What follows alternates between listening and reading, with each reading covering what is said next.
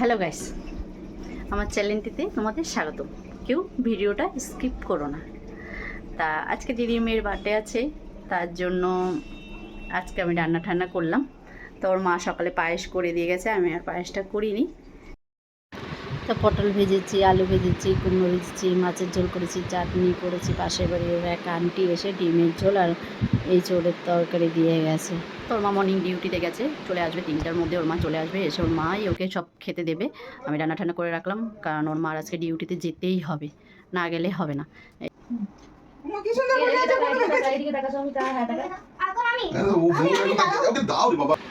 ওর মা চলে এসেছে ডিউটির থেকে, ওর মা এসে ওকে সব গুছিয়ে টুচিয়ে দিল। এখন ওর মা ওকে আশীর্বাদ করছে, তারপরে ওর বাবা করছে, তারপরে ওর মা আমাকে বলছে তুমি আশীর্বাদ করো ওকে। আমি বলছিলাম না আমি করবো না, বলছে না তুমি করো আশীর্বাদ ওকে, তুমি এত সুন্দর করে ওকে সব গুছিয়ে টুচিয়ে দিয়েছো, ওর জন্য রান্না করেছে, তুমি করো। তা আমিও করবো না বলছিলাম, তারপরে যাই হোক আমিও করলাম আশীর্বাদ ওকে।